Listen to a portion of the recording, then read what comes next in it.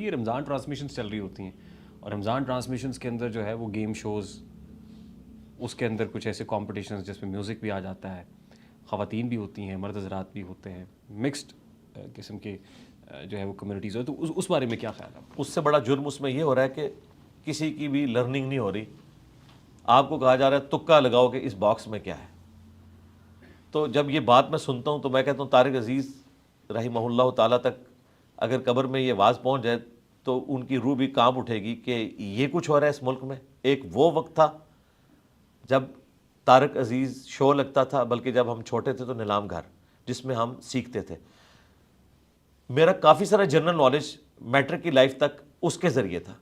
Matric میں جب competition ہوا میری پہلی پوزیشن آئی تھی جنرل نالج پہ، اور وہ سارا کریڈٹ ان کا تھا. اور آج ہمارے ٹی وی پہ کیا دکھایا جا رہا ہے؟ جب میں ایف ایس سی میں پڑھتا تھا اس وقت پی ٹی وی 2 ایک چلتا تھا جس پہ آپ کو جو جدید سائنٹیفک ڈسکوریز ہو رہی ہیں ان کو اردو ڈبنگ کے ساتھ دکھایا جاتا تھا. یہ ساری سائنس جو ایف ایس سی لیول کی ہے وہ پڑھائی جاتی تھی. پھر آپ کو کاروبار کرنے کے طریقے بتائے جاتے تھے، فارمنگ کا، باقی سارے. اور آج کل ٹی وی پہ یہ کچھ ہو رہا ہے رمضان نشریات کے نام کے اوپر. بھئی یہ نشریات تو ہمارے عقائد کو بھی خراب کر رہی ہیں، ہمارے معاملات کو بھی خراب کر رہی ہیں. اس کی بجائے کوئی آپ ایسا شو رکھیں جس میں لوگوں کی لرننگ ہو، کوسچن آنسر سیشن رکھیں، لوگوں کو سائنس کی تعلیم دیں، دین کی تعلیم دیں، کوئی انفارمیشن ملے. یہ کون سے تکے ہیں جی اس میں سے اتنے سونا نکلے گا، اس میں سے اتنا نکلائے گا. میں حیران ہوں کہ لوگ راتوں رات امیر بننے کے چکر میں اس قسم کے شوز دیکھتے ہیں.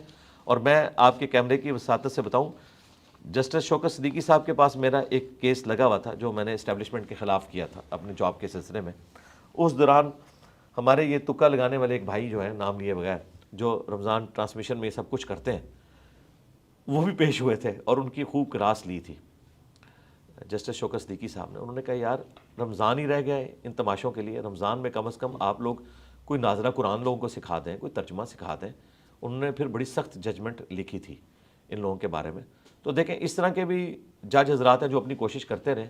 اس کے بعد کافی سلسلہ پھر تھم گیا. اب اس لیول کے اوپر نہیں ہے جس طرح پہلے ہوا کرتا تھا.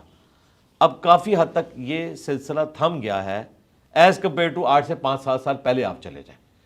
اور آپ دیکھتے ہوں گے کہ کئی ایک سیلیبریٹیز جن کا تعلق شوبز کے ساتھ ہے وہ دوپٹہ لے کر علماء دین کے پاس آمنے سامنے بیٹھی ہوتی تھی، اور علماء دین بھی کوئی لحاظ نہیں کرتے، ان کو لوگ دیکھ رہے ہیں اور وہ پہلی نظر معاف کے چکر میں کئی گھنٹے تک بغیر آنکھ جھپکے ہوئے وہ سامنے دیکھ رہے ہیں. یہ میں نے چند ایک مناظر دیکھے ہیں. یہ نہ سمجھے کہ میں کوئی دیکھتا ہوں، مجھے رمضان نشریات کے ساتھ کوئی لینا دینا نہیں. ہاں ڈاکٹر عامر لیاقت صاحب جو پروگرام کرتے تھے عالم آن لائن یا اس کے بعد بول ٹی وی کے اوپر کرتے تھے، وہ میں پروگرام جو علماء کی ڈسکشن ہے وہ بڑے شوق سے دیکھتا تھا، اس لیے کہ میری کوئی لرننگ ہو. اور اگر اس میں کوئی غلط بات رپورٹ ہوئی ہے تو میں اس کو پھر اپنے پلیٹ فارم سے بیان کرتا تھا کہ یہ بات قرآن و سنت کے خلاف ہے، یہ یوں ہے. یہ میں بس اس حد تک، باقی میں اس طرح کی ٹرانسمیشنز کو انڈورس نہیں کرتا. ڈاکٹر ذاکر نائک پاکستان آئے تھے تو انہوں نے کہا کہ جو خواتین اینکرز بیٹھی ہوئی ہوتی ہیں ٹی وی پہ، وہ خاتون اینکر نہیں ہونی چاہیے، یعنی وہ جائز نہیں خواتین کہ وہ میڈیا پہ آئیں، وہ بے شک بطور اینکر ہی بیٹھی ہوئی ہوں. یہ بات درست تھی؟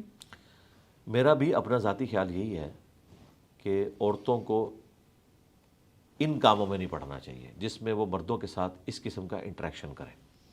مرد موجود ہیں وہ کریں، عورتیں عورتوں کے ساتھ کر لیں، ٹھیک ہے، اپنا انٹرویو کریں. ڈاکٹر فرحت ہاشمی کے ساتھ کرنا ہے وہ ضرور کریں، لیکن مردوں کے ساتھ جو انٹریکشن اس طرح کا ہوتا ہے پھر ہماری جو بیسک تعلیمات ہیں وہ وائلیٹ ہوتی ہیں.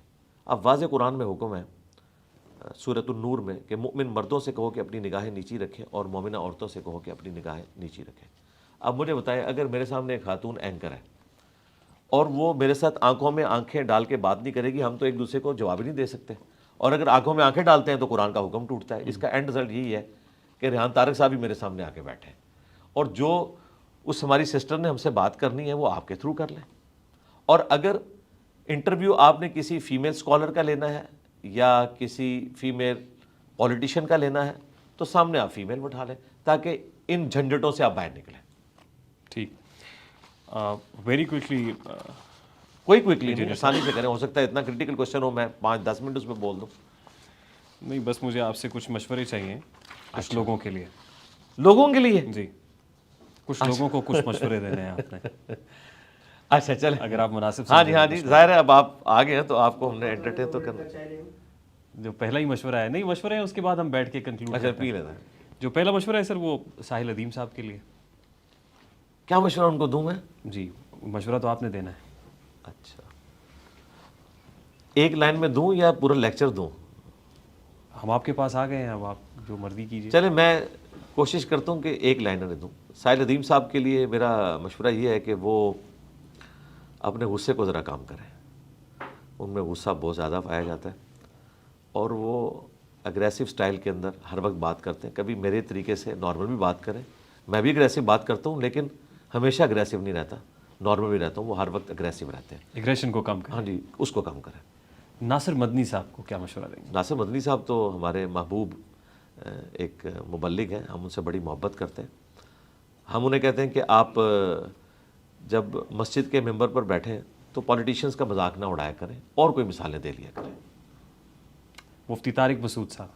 طارق مسعود صاحب تو بعض لائف چینجنگ لطیفے سناتے ہیں, وہ سناتے رہیں, کسی مولوی کی پرواہ نہ کریں, آپ لطیفے سنایا کریں, ہمیں بھی بڑا مزہ آتا ہے. بعض لطیفے تو واقعی بہت مزیدار ہوتے ہیں, میں شوق سے سنتا ہوں. آپ ان کی گفتگو کو لطیفہ سمجھتے ہیں؟ نہیں, میں نے یہ نہیں کہا, ان کی گفتگو اچھی بھی ہوتی ہے. کچھ عرصے سے تو وہ ایسی باتیں کر رہے ہیں جو ان کے اپنے مکتب فکر کے بھی خلاف ہیں, اور میں اسے اپریشیٹ کرتا ہوں. انہوں نے خود مانا کہ سب سے کم بدعت اہل حدیث کے اندر ہے, ہمارے فرقوں کے اندر بدعت ہیں, حالانکہ وہ اہل حدیث کے اپوزٹ ایک فرقہ ہے, اور انہوں نے اچھی بات کی ہے, ہم اپریشیٹ کرتے ہیں اسے. مولانا طارق جمیل صاحب کو کوئی مشورہ دینا چاہیں؟ طارق جمیل صاحب سے ہم یہ عرض کریں گے کہ وہ پولیٹیشین سے اپنے آپ کو دور رکھیں. کبھی ایک پولیٹیشین کے ساتھ نظر آتے ہیں, کبھی دوسرے کے ساتھ, اور ہر کوئی انہیں اپنے نام کے اوپر کیش کرنے کی کوشش کرتا ہے, اور اسی میں ان سے بعض اوقات مس ہینڈلنگ ہوتی ہے. آج کل جو اپنے بیٹے کے ساتھ پوڈ کاسٹ کر رہے ہیں, یہ سلسلہ جاری رکھیں, یہ بہت اچھا ہے, ہم شوق سے دیکھ رہے ہیں ان کو. مفتی کبھی کو کیا مشورہ دیں گے؟ یار مفتی کبھی صاحب تو بس نام کے مفتی ہیں. وہ جو دین پیش کر رہے ہیں وہ بالکل قرآن و سنت کے منافی ہے, اور ان کے بعض عقائد بالکل کفری ہیں, گمراہی پر مبنی نہیں, کفری عقائد ہیں جو کچھ وہ دین کے حوالے سے بتا رہے ہیں. اس لیے کوئی مکتبہ فکر ان کو آن نہیں کرتا. مکتبہ فکر کے آن نہ کرنے کی وجہ سے میں کفریہ نہیں کہہ رہا, جو وہ کلیم کر رہے ہیں نا, وہ اتنے خطرناک قسم کے کلیم ہیں جن کی قرآن و سنت میں کوئی گنجائش موجود نہیں ہے. ان کو کیا کرنا چاہیے؟ یہ حرکتیں چھوڑ دیں. پہلے دین بڑا بدنام ہو چکا ہے, اور لوگ تو انہیں یہ سمجھتے ہیں کہ وہ دین کے ریپرزنٹیٹیو ہیں. حنیف قریشی صاحب کو کوئی مشورہ دیں گے؟ حنیف قریشی صاحب کو کافی ساری باتیں سمجھ آ چکی ہیں. ہم انہیں مشورہ دیں گے کہ آپ نے ہماری گفتگو کی ہیٹ کی وجہ سے جو چیزیں لرن کی اور آپ بیک فوٹ پہ چلے گئے, تو اعلانیہ اسے ایڈمٹ کریں کہ ہم نے اپنے پرانے موقف سے رجوع کیا ہے. جن چیزوں کے حق میں ہم مناظرے لڑا کرتے تھے, آج ہم ان کو غلط کہہ رہے ہیں, تو یہ انجینئر صاحب کو کریڈٹ جاتا ہے. مجھے کریڈٹ نہ دیں, میرے لیے دعا کر دیا کریں, اور دلیری کے ساتھ آ کے یہ کہیں کہ مجھ سے ماضی میں غلط ہوتا رہا.